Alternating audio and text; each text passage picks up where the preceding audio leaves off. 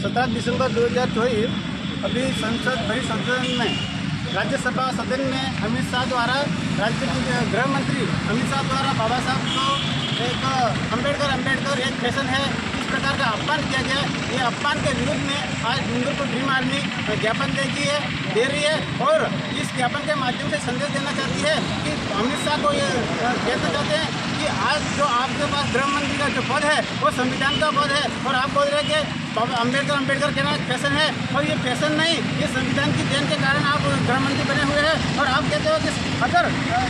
भगवान का नाम लेते इतनी बार तो आप बोलते हैं कि 7 जन्मों का स्वर्ग मिलता है। अगर ये स्वर्ग की बात करते हैं आप तो संविधान को पद जो है आपके पास वो छोड़ देना चाहिए, क्योंकि ये जो आप जो स्वर्ग और नर्क की जो कल्पना करते वो तथाकथित मनुवादियों की विचारधारा है, उससे कुछ होने वाला नहीं है। और ये सिर्फ आप एक धर्म की राजनीति करते हैं जो देश को गुमराह करते हैं और गुमराह होने के बाद ये देश एक खड्डे में जा रहा है, क्योंकि बाबा साहब अम्बेडकर की जो विचारधारा संविधान की विचारधारा उसी में देश की अखंडता एकता है और उसी से देश की भलाई होगी, देश विकास करेगा, देश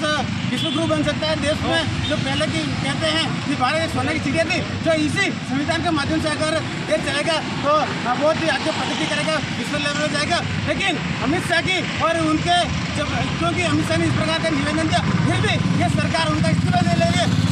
ये कहीं ना ये विचारधारा जो पूरी पार्टी की बन जाती है, क्योंकि जब तक विचारधारा के कारण अमित शाह के मन में या उनकी पार्टी के मन में जो विचारधारा थी अंदर की वो बाहर आ गई है। कहीं ना कहीं दलित पिछड़े वंचित जो अधिकार है उनको खंडन करने का काम हो रहा है। इसलिए हम अमित शाह को और पूरे देशवासियों को संदेश देना चाहते हैं कि अगर अमित शाह 2-4 दिन के अंदर कम से कम 4 दिन के अंदर अगर देश से माफी नहीं मांगे और अपने किए हुए सदन में दिए हुए सब वापस दिलाए तो हम देशव्यापी बहुत ही बड़ा आंदोलन होगा। और आंदोलन में अगर कोई भी इस सरकार का जो भी होगा जो नुकसान नफा होगा वो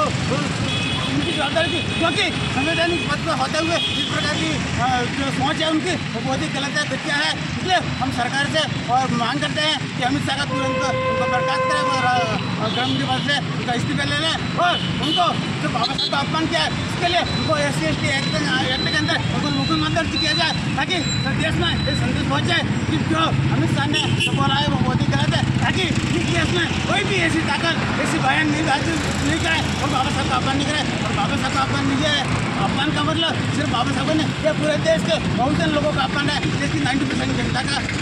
अपमान है। और ये जनता ये चाहती है बाबा साहब के संविधान से देश को आगे बढ़े और नमन स्मृति का आज हमने ये विचारों का दहन किया है और हम आगे ये दोबारा ये नहीं हुआ इस सरकार से अपील करते हैं। धन्यवाद। जय भीम, जय जोहार।